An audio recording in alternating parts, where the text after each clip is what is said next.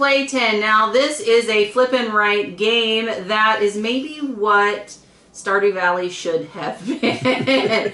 But it definitely gives that kind of like feel of farming, friendship, gifting, cooperation kind of game.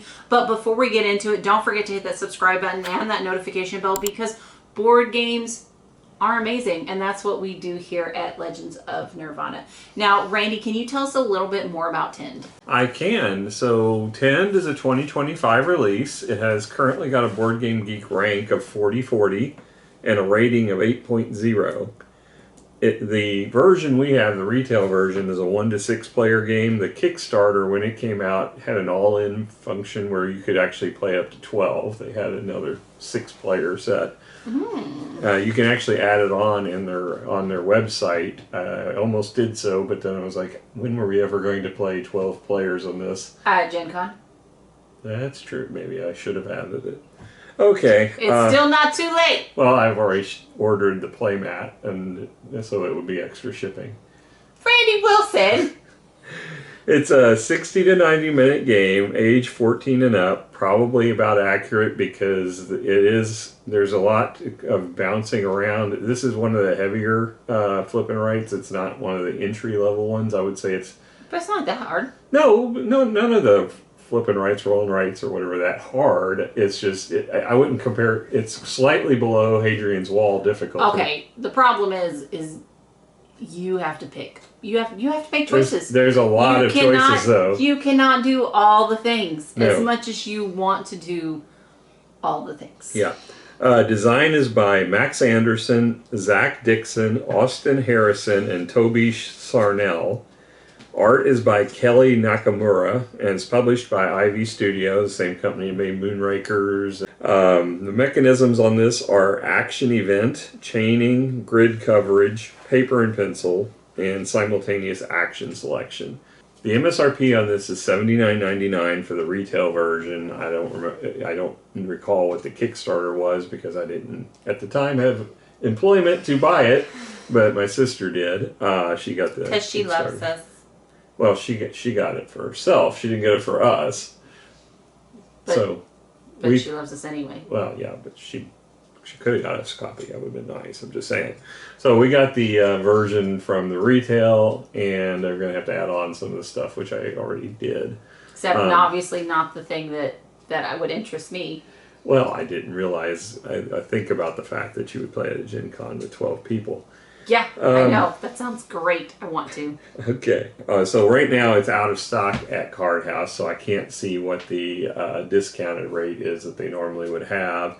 It's also available on the website for Ivy Studio, where you can order it and the add-ons that they had from the Kickstarter. And there I'm sure it would be $79.99 as well. So that's the only place listed out there that I found it. I'm sure there's other places that probably have it, but I didn't find it any of the common ones. Okay, so quality of components. So you do have custom dice. Yep. They are meant to that when you plant, and it slowly increases. Yep. And so that's actually pretty cool. And they're two-color faced because whenever you get a white one, it actually produces. Yeah. So so you do have custom dice all across the board. The card quality is okay, not a great linen finish. Yeah, it's got a little linen finish. Thickness is okay. You're probably going to want to sleeve these because you do shuffle the deck a lot, especially the blue ones. Yeah, and I'm not like super impressed with the card quality. It's not bad. It's just not good. It's fine. Yeah. Card quality is fine. You do get individualized pencils.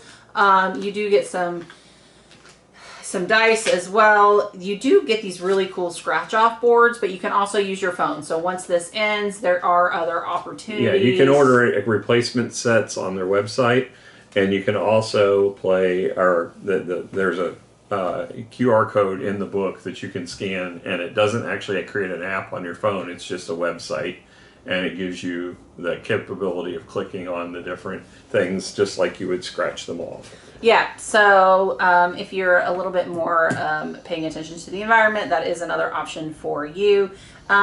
Overall, for Roll and Write, I think it's fine. I love the the color of the print and stuff. So for me, quality components, with it being a roll and write custom dicing, I'm probably going to give this a 7.5. I mean, it's a roll and write. There's only so much. Yeah, I mean, I'm a little bothered by how few sheets they have in the pads and the fact that they don't have two-sided.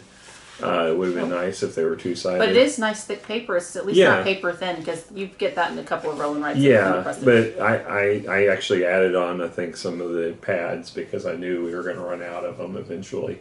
Because, especially if you're playing at Gen Con with 12 people, you're going to run through. I see a lot of scanning in color, maybe. Yeah, and they do have QR codes for doing your own printing of it, which is nice too. Oh, okay. So that's not bad at all, printer friendly, where it has reduced color, so you can print it. Oh, but I wouldn't want that. Well, I'm just saying that's why I would add pads on if you want. You can buy pads, you can buy the cards, you can buy sleeving.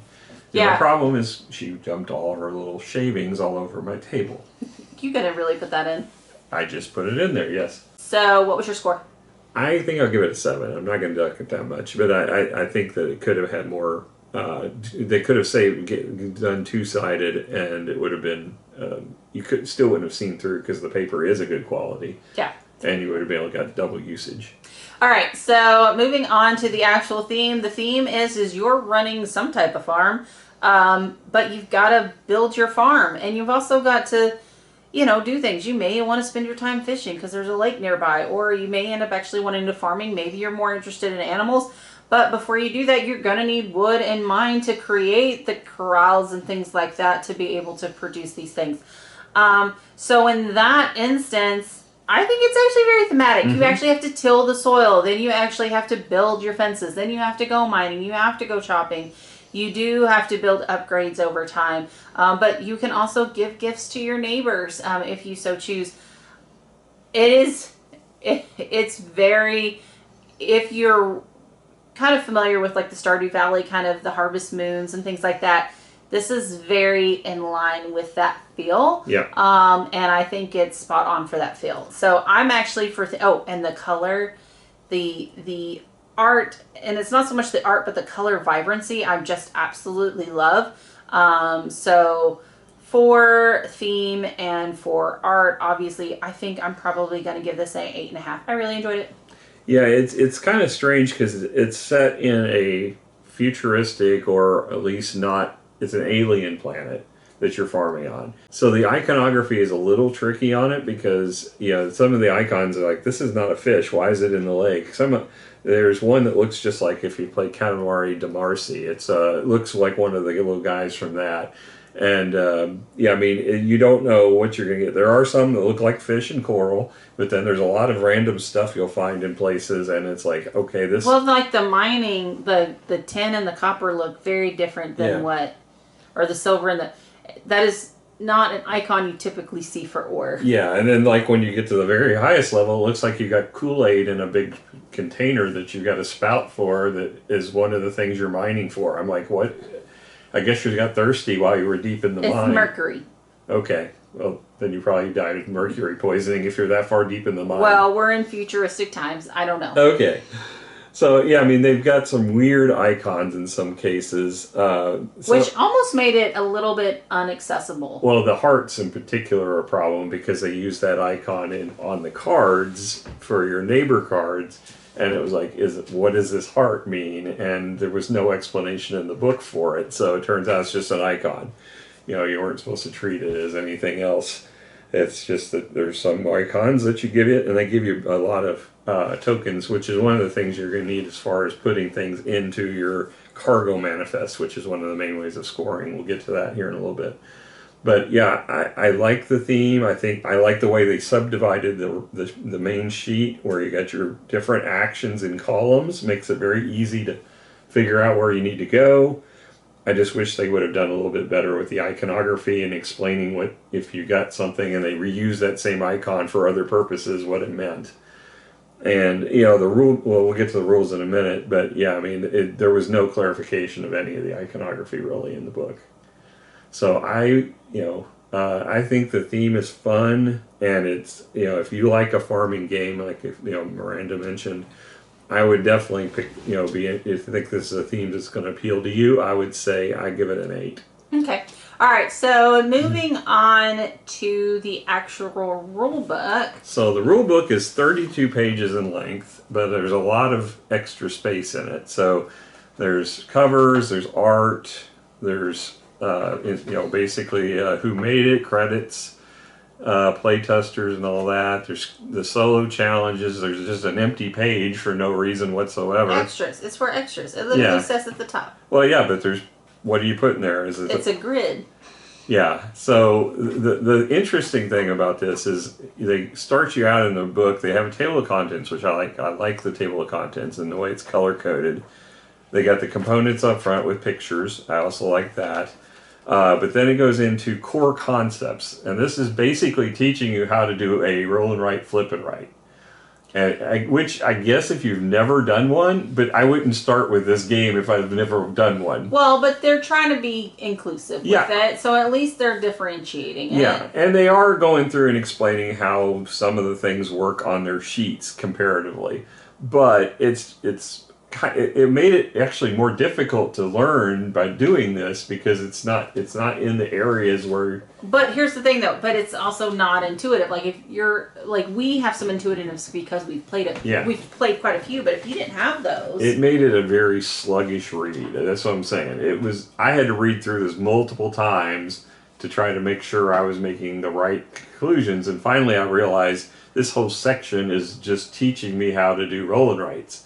And I'm like, if I'm starting out with this game as my first roll and write, I messed up already. It's not that bad. It's medium to medium heavy. It's definitely not compared for most roll and writes. Most roll and writes are very simplistic. It's only the Hadrian's Wall. The ones we like are the heavier ones. Oh no, but I think of Awkward Guest. I mean that's not a roll and write.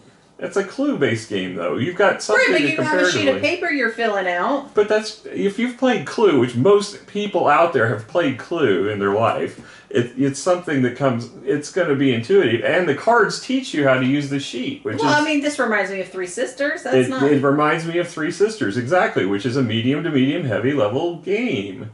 It's not as heavy as. I would not call them heavy. I'm not comparing them to a heavy flip and write, roll and write. I'm talking flip and writes and roll and writes in general are more simple than learning a heavy game. So within the spectrum of write games, this is one of the heavier ones. It's not super heavy, but it's medium to medium heavy. All right, if you say so. Okay. I believe him. Yes, right. So you get through that, then it goes into the component overview, and this is where it walks you through the sheets and which sections they are. So then it goes through and gives you the headers from each of the sections on the sheets, and then kind of just gives you a little summary, but most of those are already on your sheet, so it's broken out for you. The sheets are actually really good about it, self-explaining, which is good. Then it goes through each of the different types of cards and the boards that you have, which they even went through the little exchange rate board, which I don't know how much they needed to do. The setup, which is really easy once you learn, get going, and the scoring, that's one of the things I like about this. They took all this and they made it very easy to score this game at the end. So, I think they've done it well, and they gave you a section where you can kind of track your turns because it's easy to forget kind of what turn you're on, or if somebody gets out of sync, and then we always forget to do it anyway. But it's there, so that's convenient. And then goes through each of the different phases of the game after that. It makes sense other than that first part, I think, was a little overdone as far as explaining everything at the front, because it caused more confusion to me than it did actually explanation. Are you sure you just weren't confused? I'm just teasing you. Yeah, and then it goes into the solo play at the very end. We have alternative ways to play. So, we didn't really go through any of that because we don't play solo typically unless Rob's doing it. So, as far as the rulebook goes, it's not horrible. It's not great. I'll give it a 6.5. Okay. All right. So, moving on to the actual gameplay. So your first round, you have 5 of those. You have 5 blue, but typically in a round you'll have 3 blues and 2 green, or two of the different cards, but in this route, we're doing this one. All right, so you're going to choose 2 actions. This is continuous play, which we all love because we can play at these. Simultaneous play. So basically, I'm going to choose 2 of these and then wait for everyone else to get finished, and then we'll move on from there. So I can gain 2 money, or I can go mining or whatnot. If I choose mining, I'm going to go to my mining card. I'm going to pick my slot that I'm going to mine, and I'm going to scratch it off and get the resources that I receive on it. But keep in mind, the first half of the board is 1 mining action. The second half requires 2 mining actions. On there is only 1, so you're going to have to upgrade your tool to be able to do so. The next one is tending. Now, tending, there are a lot of options for tend. You can till, you can plant, you can also water, which is tick up a plant and then everything adjacent to it because you watered the area, and so essentially you're increasing growth rate. So that's tending. And then you have fishing, which is you roll 2 dice. And if you get something in the sector, you'll get that good. However, there are ways to upgrade your pole so that it's literally not just what you're directly rolled, but it can be, basically a cross or a full 9 circle. I guess you get to choose one. Yeah, you only get one unless you've upgraded. But you get to choose it. Yeah, if you've upgraded your lure, then you can actually get 2. But they have to be, you have to have that in order to do it. And you would have to have upgraded your rod in order to have an option of 2, because you can't choose the same one twice. Correct. Okay, so there is that piece of it. You also have, so chopping is very similar to mining, is in the fact that you mark off one of these, you get the resources on there. But again, the first row the first section is 1 action, the second section is 2, so just kind of keep that in mind. There is an also upgrade for that. And then there's also an upgrade for 10 that allows you to do 2 tend actions versus 1. I will say upgrading is very hard in this game. All right, so out of those, I'm gonna pick 2 of these. So I'm gonna end up choosing tend. I'm gonna end up tilling my field. And then I'm gonna choose, I'm not gonna actually take these, I'm just gonna pick 2. I'm gonna do 10 twice. I'm not removing choices from play for everybody else. So no matter how many other players are playing, they all could choose 10. They can all choose 10, or they could choose to do fishing, and they can do whatever they want to do on that board.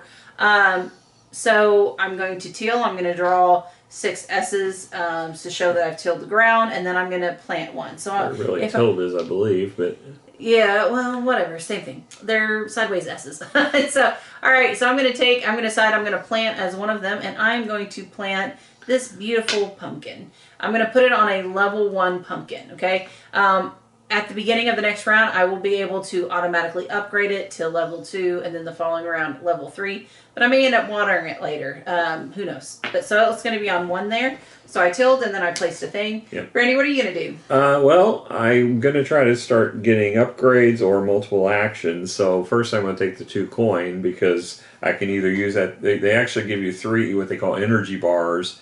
And you can if you get 3 coin, you can circle the top of it and do 2 additional actions during the course of a round. But it's a one-time use. Yeah, it's one-time use. Or I can use it to upgrade my fishing pole, because there's 3 coins for that necessary, and a wood. So it gets me halfway there.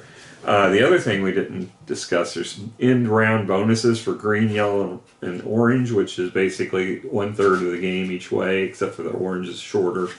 So you kind of want to look at these to see what you're needing, and it looks like these are all about getting things in your cargo hold. The first 2 are certainly. So we'll get to that in a minute. It's on the other sheet, but basically anything you collect, you can potentially sell to get resources otherwise. So the coins I'm going to use to do that. And then I guess I'm going to tend, because I would want to put something. I've got tildes here, but I don't have it as big of tildes as you, so I got to take one of the little dice. But that's okay, because at the beginning of the game, one of the things we also didn't do here is pass out cards. Neighbor cards, because you technically get 2 on either side, so I'll let you have 2, I guess. And then I get to choose 1. I want to do an egg for him. And then I'm also going to do another egg. Now, if you're playing multiple player, which is, it's really designed, I think, for 3 or more, you can choose which one you're going to put on each side, and you'll give it. Now, if you're playing 2 player, both of these are going to go to the player, the other player. So just one's left, one right, and yeah. you got to keep track of it because it does matter for these bottom things. So these are both the same, so it really doesn't change anything. So now I have got a fishing one. So it gives you a couple choices on some of them don't. But this one is actually, it gives me 1 bonus. This one gives me 2, so it's a harder item to get though. So I'm setting myself up for future rounds to try to give Miranda gifts that will give me better gifts as I go across these boards. At the end of the game, there's some scoring points for that too. All right, so after you do your 2 actions, then it is the end of the round. You're going to end up resetting this, so we're going to put all these to the side, reset them. We're going to do any growth that we need to do as well on our boards. So you'll rotate your pumpkins and your Well, first you would do the neighbor phase. So if you did get a gift, you would then take the gift you got and apply it somewhere on the sheet. Correct. You have to wait till the beginning of the next round. Scoring phase happens if we've reached the end of the green phase, then you would score the green card and so on. And then we do the setup phase where we put out the 5 next cards, which in this case for second round we put 3 blue, so these would all go away. We'd flip out 3 blue and we'd flip the top card of those 2 pet stacks. Which these cards also say, okay, you get to choose this action, but if you also have like 2 mining levels, you get this thing. Or this has 2 chopping levels, you get this thing. They're not all in the deck, right? So they're choosy. So just because you see one extras, you may not get everything that you think that's going to be in there. So just be aware of that. You would just repeat like we did the first round, picking 2 of these actions and continuing on. So we're going to say that this pumpkin matured this round, and I'm just doing this to show the benefit. Now I can choose to sell this pumpkin. If I do go over here, I can choose to sell the pumpkin. The pumpkin is worth 4 coins, so I could take those 4 coins.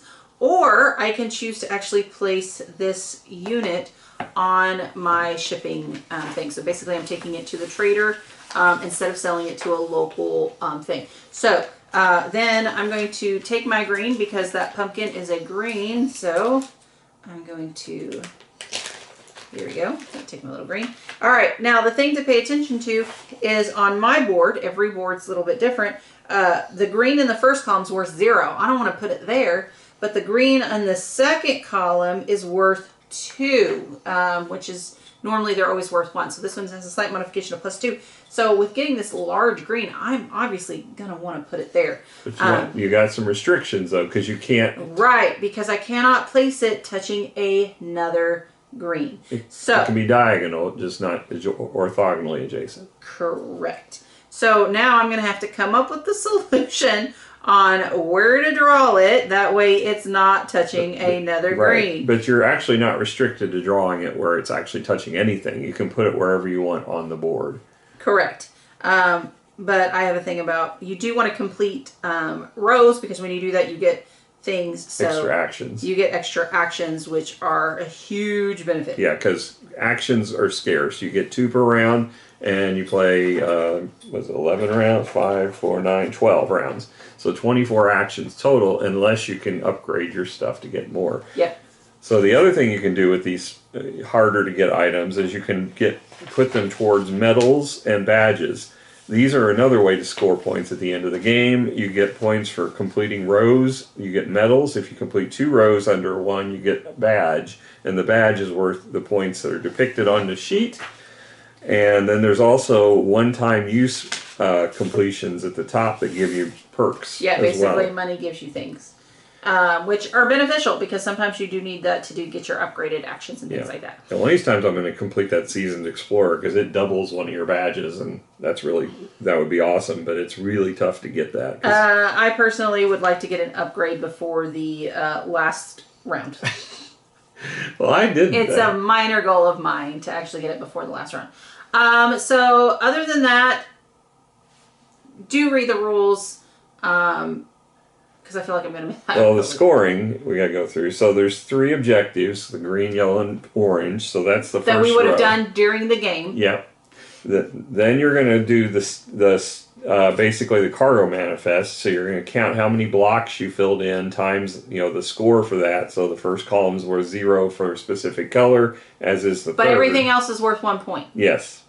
And then so you're going to add up those points, and then you're going to get points for if your neighbor card is if you have more neighbor levels you've leveled up than your opponent on either side, then you will get the points of basically 3 points per additional square you had filled in. So that can contribute a nice chunk, but most of your scoring comes from the manifest. Yep. So, all right, guys. Let's talk about scoring wise. I actually really enjoyed this game. It makes me want to play it more because I don't think I fully understand it. Like, I don't think I've fully gotten the thing. The first round I won pretty handily, but the second one I got demolished. So obviously I don't know what's going on. So it does make me want to play it again, but I am enjoying it. I'm having a lot of fun. At the end, I'm like, no, it's already the end. Like, I still haven't done all the things I want to do. So overall, I really like it. I'm probably going to give it an 8. Yeah, I mean, I feel like the scratch offs are a little gimmicky, but they did give you a replacement for that as far as the QR code, which I appreciate. I appreciate the fact that they've gone out of the trouble of making it where you can print your own if you want to, or you can order your own sheets. And it is a fun tactile feel, and you're making decisions, and it's like every decision hurts because no matter what you do, you're sacrificing opportunities elsewhere. Yeah. And you can't do everything. There's just no way. As a matter of fact, I feel like I barely scratch the surface every game. But yeah, you've basically got to pick your choices and just focus on upgrading those, it seems, and trying to get the most actions you can. And first time I missed that point, and the second time I kind of picked up on it a little better, so I ended up winning. But yeah, you definitely want to get a lot of stuff in that cargo manifest, which I still have yet to really focus on because I still focus way too much on upgrading and doing stuff. Well, I mean, yeah, it's a problem, right? Because you want to do all the things and you just can't. Yeah. So what was your score?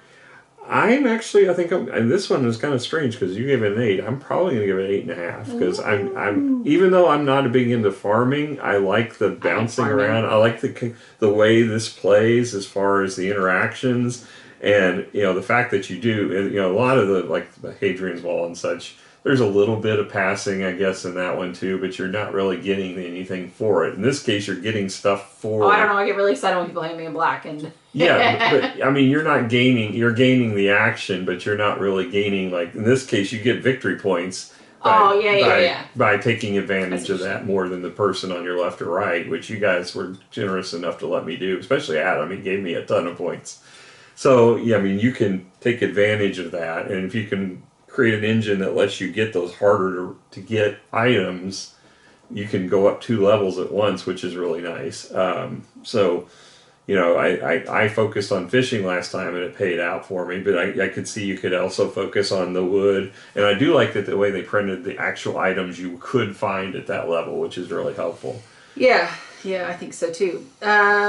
So I think 8.5 is a good score for this. It's not quite Hadrian's Wall level or Three Sisters level, but it's right up there. I enjoyed it quite a bit. All right, guys. Well, thank you so much for joining us. We had an absolute blast, and hopefully you'll come hang out with us again. We'll catch you guys later. Bye. Bye.